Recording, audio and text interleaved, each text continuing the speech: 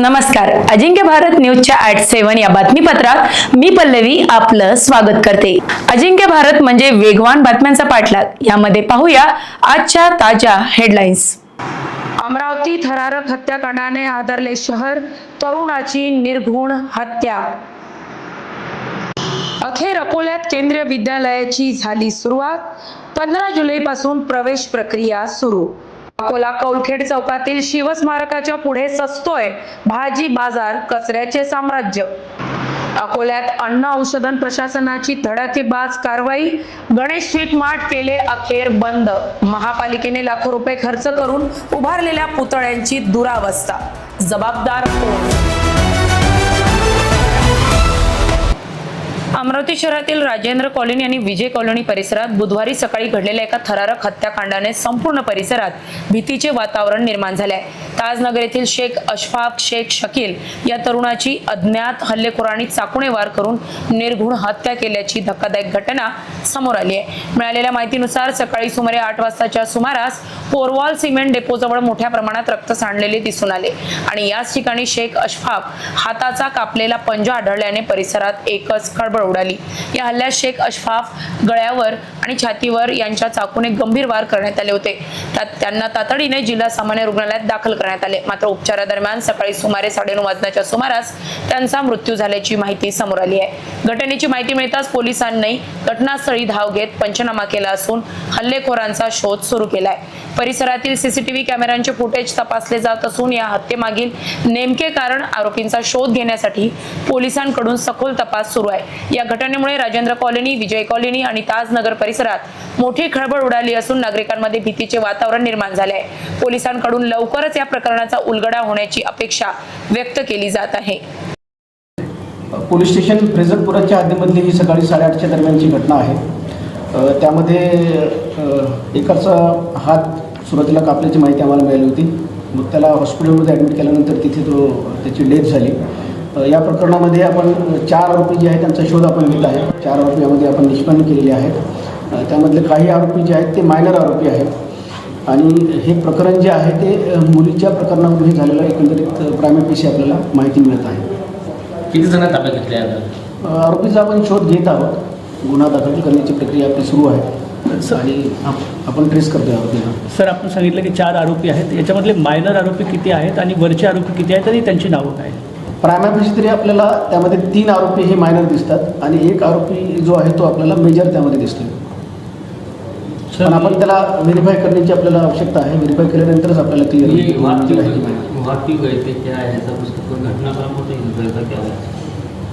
घटनाक्रम असा आहे की यामध्ये जो मयत व्यक्ती आहे त्याच्यासोबत त्याचे 2 मित्र आणि हा एक मयत व्यक्ती असे 3 जण चहा प्यायसाठी या ठिकाणी आले म्हणून सांगतात ते. आणि त्यानंतर मग ते मुलीच्या प्रकरणावरून जे मॅटर आहे ते मिटवण्यासाठी या मुलांनी सॅम कॉर्नर या ठिकाणी त्यांना बोलावल्याचं ते सांगतात आणि त्या ठिकाणी मग त्यांचं सुरुवातीला आपल्याला बोलचाल करताना ते दिसतात आणि बोलचाल करत असतानाच त्यांची वादावादी झाल्याचं दिसते आणि त्यामधून हा प्रकार झालेला आहे. शहरातील विद्यार्थ्यांसाठी गुणवत्तापूर्ण शिक्षणाची नवी संधी उपलब्ध झाली असून नव्याने सुरू होणाऱ्या केंद्रीय विद्यालयात शैक्षणिक वर्ष 2026 आणि 27 साठी इयत्ता 1ली ते 5वीच्या प्रवेश प्रक्रियेला आजपासून म्हणजेच 15 जुलैपासून सुरुवात झाली आहे. विशेष बाब म्हणजे ही संपूर्ण प्रवेश प्रक्रिया ऑफलाईन पद्धतीने पार पडणार असून एकूण 200 जागांसाठी प्रवेश दिला जाणार आहे. केंद्रीय विद्यालयासाठी गुडदी येथे कायमस्वरूपी जागा मंजूर करण्यात आली असून नवीन इमारत उभारणीचे काम पूर्ण होईपर्यंत प्रवेश प्रक्रिया आणि शैक्षणिक कामकाज तात्पुरत्या स्वरूपात जुने शहरातील हरिहर पेठ येथील जिल्हा परिषद टाउन हायस्कूलमध्ये होणार आहे. विद्यालयाच्या पहिल्या टप्प्यात इयत्ता 1ली ते 5वी पर्यंत प्रत्येकी 1 तुकडी सुरू करण्यात येत असून प्रत्येक वर्गासाठी 40 विद्यार्थ्यांची प्रवेश क्षमता निश्चित करण्यात आली आहे. प्रवेश अर्ज 15 जुलै ते 28 जुलै या कालावधीत फक्त कामकाजाच्या दिवशी मोफत उपलब्ध करून देणार आहेत. असे अर्ज स्वीकारण्याची वेळ सकाळी 9 ते दुपारी 12:30 आणि दुपारी 1 ते 2:30 अशी निश्चित करण्यात आली आहे. केंद्रीय विद्यालयाची राष्ट्रीय स्तरावरील अभ्यासक्रम पद्धती, गुणवत्तापूर्ण शिक्षण व्यवस्था आणि केंद्र सरकारच्या शैक्षणिक धोरणाशी सुसंगत अभ्यासक्रमामुळे पालकांमध्ये या विद्यालयाबाबत मोठी उत्सुकता निर्माण झाली आहे. त्यामुळे प्रवेश प्रक्रियेला विशेष महत्त्व प्राप्त झाले आहे. प्रवेशासाठी विद्यार्थ्यांच्या वयोमर्यादेलाही विशेष महत्त्व देण्यात आले आहे. 31 मार्च 2026 रोजी पहिलीसाठी विद्यार्थ्यांचे वय 6 वर्ष पूर्ण आणि 8 वर्षापेक्षा कमी असावे.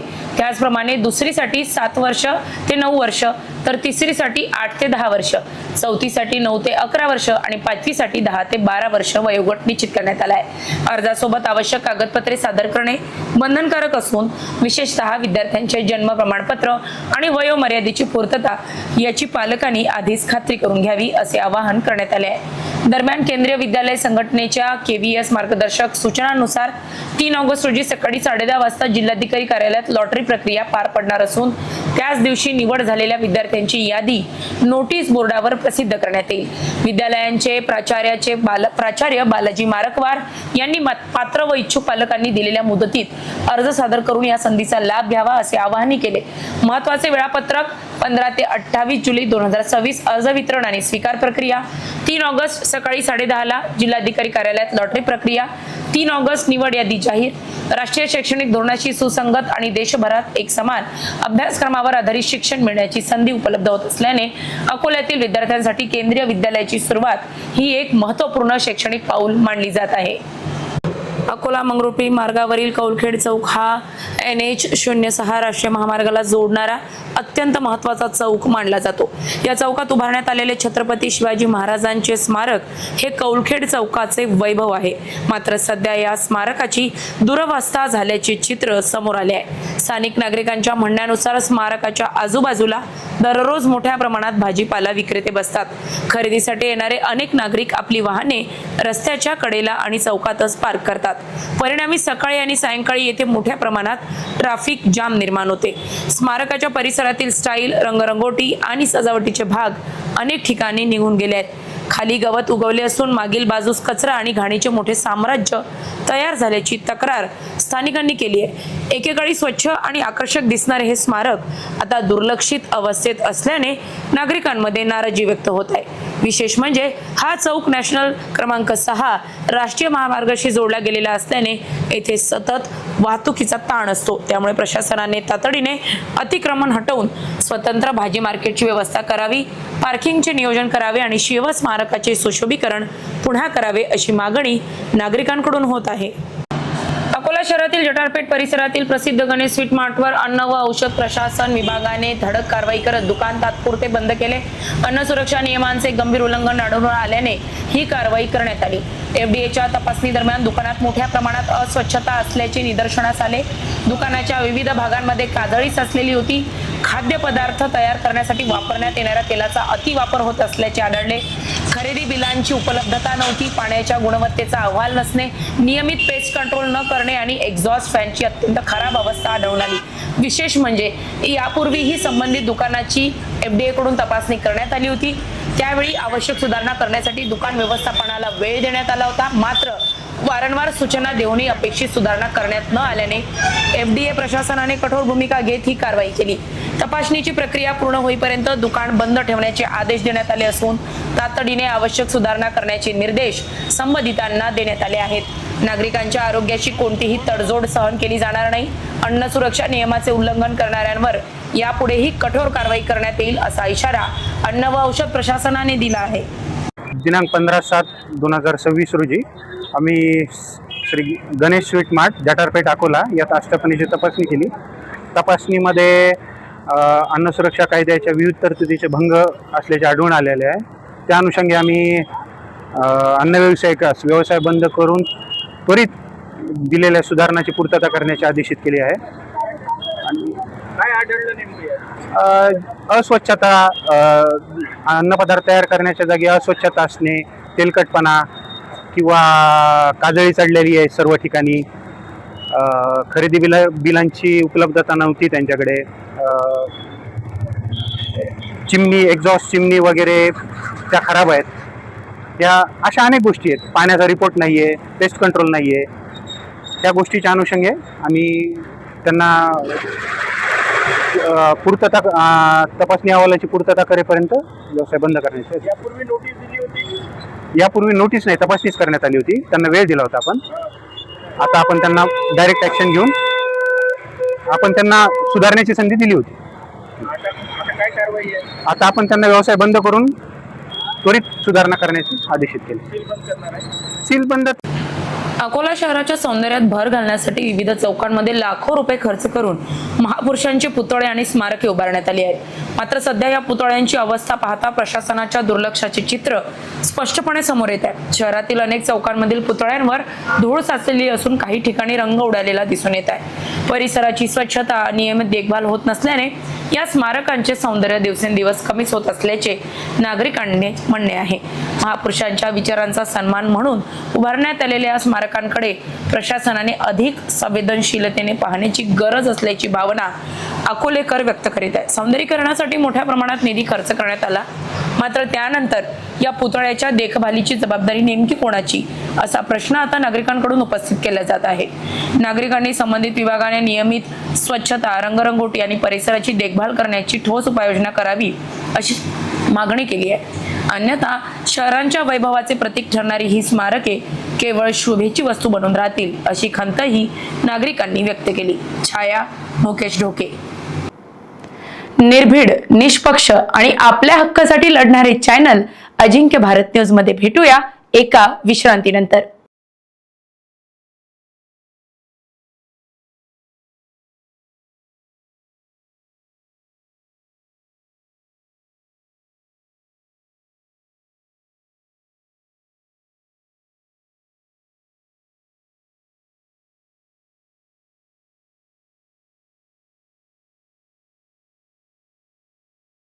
मेहकर जानेफळ शेत शिवारात वन्य प्राण्यांचा त्रास दिवसेंदिवस वाढत चालला असून जानेफळ परिसरात नीलगायींनी पिकांची मोठ्या प्रमाणावर नासाडी केली आहे. मिस्किनवाडी येथील शेतकरी संदीप रामेश्वर आडवे आणि अरुण रामेश्वर आडवे या दोन भावांवर वन्य प्राण्यांच्या त्रासामुळे थेट उभ्या पिकात वखर फिरवण्याची आणि दुबार पेरणी करण्याची अत्यंत बिकट वेळ आली आहे. मिळालेल्या माहितीनुसार संदीप आडवे आणि अरुण आडवे यांचे जानेफळ शिवारात गट नंबर 243 मध्ये 6 एकर शेत आहे. त्यांनी चालू हंगामात शेतात सोयाबीनची पेरणी केली होती. मंगळवारी दिनांक 14 जुलैला सकाळी 8 वाजेच्या सुमारास दोन्ही भाऊ पिकाची डवरणी करण्यासाठी नेहमीप्रमाणे शेतात गेले होते. मात्र शेतात पाऊल टाकताच त्यांना मोठा धक्का बसला. 6 एकर सोयाबीन फक्त परिसरात हैदोस घालणाऱ्या नीलगायींची कळपाने त्यांच्या 6 एकर शेतातील सोयाबीनचे कोवळे पीक पूर्णपणे फस्त करून उद्ध्वस्त केले होते. डोळ्यात देखत हातातोंडाशी आलेला घास हिरावला गेल्याने दोन्ही शेतकरी भाऊ शेतातच हताश झाले. पिकाचे झालेले अतोनात नुकसान पाहून अखेर त्यांनी अत्यंत जड अंतकरणाने उरल्या सुरल्या पिकावर वखर फिरवला. शेतकऱ्यांची दुबार पेरणी आणि वन विभागाकडे नुकसान भरपाईची मागणी अस्मानी सुलतानी संकटामुळे आडवे बंधूवर ऐन हंगामात दुबार पेरणीचे आर्थिक संकट कोसळले आहे. राज्य शासनातर्फे राज्यभर 15 ऑगस्ट पर्यंत महाराष्ट्र माझा, मराठी माझा संवाद भाषा हे अभियान वाहन चालक आणि ऑटो चालकांसाठी राबवण्यात येत आहे. या अभियानाअंतर्गत बुधवारी अमरावती प्रादेशिक परिवहन कार्यालयात ऑटो चालकांसाठी कार्यशाळेचे आयोजन करण्यात आले होते. मात्र या कार्यशाळेला उपस्थिती लावत अमरावतीतील ऑटो चालकांनी मराठी भाषेच्या कथित सक्तीला विरोध दर्शविला. अमरावती जिल्हा ऑटो युनियनच्या नेतृत्वाखाली शहरातील सुमारे 100 ते 200 ऑटो चालक RTO कार्यालयात दाखल झाले. यावेळी त्यांनी कार्यशाळेत सहभाग घेतला. मात्र मराठी भाषा सक्तीची करण्यात येत असल्याच्या भूमिकेला विरोध नोंदविला. अमरावती जिल्हा ऑटो युनियनचे अध्यक्ष नितीन मोहोळ यांनी सांगितले की मराठी भाषा न आल्यास बॅच देणार नाही किंवा वाहन परवाना रद्द करण्याची कारवाई होईल अशी भीती चालकांमध्ये निर्माण केली जात आहे. अनेक चालक गेली 30 ते 50 वर्ष ऑटो चालवत असून त्यांना आजवर भाषेच्या कारणावरून कोणतीही अडचण आली नसल्याचे त्यांनी सांगितले. प्रवासी अनेकदा ऑटो चालकांशी हिंदी संवाद साधतात, त्यामुळे केवळ ऑटो चालकांवर मराठी बोलण्याची सक्ती करणे योग्य नसल्याचे त्यांनी नमूद केले. मराठी भाषेला आमचा विरोध नसून सक्तीला विरोध असल्याचे स्पष्ट केले. शासनाने कोणतेही धोरण राबविण्यापूर्वी संबंधित संघटनांशी चर्चा करावी अशी मागणी त्यांनी केली. विदर्भातील भाषिक परिस्थिती लक्षात घेऊन निर्णय घ्यावा असेही त्यांनी सांगितले. शासनाने या विषयावर पुनर्विचार न केल्यास पुढील काळात आंदोलन अधिक तीव्र करण्याचा इशाराही ऑटो युनियनने दिला आहे. त्याच्यामध्ये असं आहे की मराठी भाषेची सक्ती ऑटोवाल्यांना मराठी आलं पाहिजे आणि त्याशिवाय आम्ही बॅच देणार नाही, त्यांचे लायसन्स कॅन्सल करू किंवा जे काही आम्ही कारवाई करू. तर माझं असं म्हणणं आहे की सर्वात पहिले तुम्ही तुमच्या विधानसभेच्या अध्यक्षाला मराठी शिकवा. सगळ्यात तो वाचून सुद्धा बोलू शकत नाही. दुसरी गोष्ट की माझ्याकडे असे 40 ते 50 वर्ष ऑटो चालवणारे, 30 वर्ष ऑटो चालवणारे बुजुर्ग माणसं आहेत जे मुस्लिम म्हणा किंवा दुसरे उत्तर भारतीय म्हणा, त्यांना मराठी जेवढं पाहिजे तेवढं येतं. आणि मला एक तुम्ही सांगा की मराठी माणूस पॅसेंजर जर एका ऑटोमध्ये बसत असेल तर तो त्याला काय म्हणतो ऑटोवाल्याला, चलोगे, कितना लोगे, बरोबर आहे की नाही? आओगे तो म्हणे एक तर नाही, नाही तर हो. तर तो सांगेल 10 रुपये. मग एवढीच मराठी बोलतो ना तो. काय ऑटोमध्ये बसलेल्या पॅसेंजरशी काय गप्पा मारतो का? एकदा बसवल्यानंतर तो त्याच्या ऑटो चालवतो आणि त्याला सोडून देतो. सगळ्यात पहिली गोष्ट. मराठी माणूस सुद्धा मराठी ऑटोवाल्याला चलोगे क्या, कितना पैसा लोगे असा हिंदीत बोलतो. मग तुम्ही पॅसेंजरला मराठी शिकवणार आहे का? मग पॅसेंजर जर माझ्या ऑटोमध्ये जर एखादा पॅसेंजरनी हिंदीत मला विचारलं की चलोगे क्या, तर मी त्याला म्हणजे नाही तेरे को मराठी बोलना पडेगा असं म्हणजे भांडणं लावायचे का आमचे? हे काय ते मूर्खासारखं फरमान करतात आणि बेवकूफसारखं बोलतो. आमचा याला कदाचित विरोध आहे, कारण तो माणूस 40 वर्ष त्याला काही प्रॉब्लेम आला नाही, तुम्हाला आजच कसा आला प्रॉब्लेम? म्हणून मी सांगतो की ही चुकीच्या हास्यांनी बैठक ठेवलेली आहे. मी त्यांना सुद्धा सांगणार आहे की तुम्ही whenever you want to make any policy, take us into consideration ना, बरोबर आहे की नाही? ठीक आहे. संघटनेची भूमिका ठाम आहे. आमची संघटनेची भूमिका आणि सर्वात महत्त्वाचं, मी हा विदर्भाचा बोर्ड लावलाय. विदर्भ हे आधी CP and बेरार म्हणजे हिंदीच राजधानी होती. इथे मराठी माणूस सुद्धा घरी हिंदी बोलतो. म्हणजे विदर्भ हा CP and बेरार नागपूरची राजधानी होती आणि ते सर्व हिंदीच बोलतात. आमच्या इथले मराठी लोक सुद्धा हिंदीच बोलतात. त्यामुळे तुम्ही आम्हाला तरी कमीत कमी विदर्भवाल्यांचा तरी विरोध आहे त्यासाठी. अमरावती शहरातील राजकमल चौक परिसरात भर दिवसा घडलेल्या एका धाडशी चोरीने खळबळ उडाली आहे. अंबापेठ येथील एका जिम समोर ठेवलेला सुमारे 35 ते 40 किलो वजनाचा आणि अंदाजे 40,000 रुपये किमतीचा वॉटर कूलर एका अज्ञात चोरट्याने अक्षरशः खांद्यावर उचलून नेला. चोराचा हा प्रकार बाहुबली चित्रपटातील दृश्याची आठवण करून देणारा असून संपूर्ण घटना CCTV कॅमेऱ्यात कैद झाली आहे. जिम संचालक सुशांत रोडे यांनी दिलेल्या माहितीनुसार दुपारी जिममध्ये आल्यानंतर वॉटर कूलर चोरीला गेल्याचे त्यांच्या निदर्शनास आले. त्यानंतर CCTV फुटेज तपासले असता दुपारी 2:30 ते 3च्या दरम्यान एक अज्ञात व्यक्ती जिम परिसरात येताना दिसतो. भरगर्दीच्या वेळी तो बिनधास्तपणे वॉटर कूलर खांद्यावर उचलतो आणि मुख्य रस्त्याने पायी निघून जातो. विशेष म्हणजे एवढा मोठा वॉटर कूलर घेऊन जात असतानाही कोणाला संशय आला नाही किंवा त्याला कोणी अडवले नाही. याबाबत सुशांत रोडे यांनी कोतवाली पोलीस ठाण्यात तक्रार दाखल केली असून पोलिसांनी CCTV फुटेजच्या आधारे अज्ञात आरोपीचा शोध सुरू केला आहे.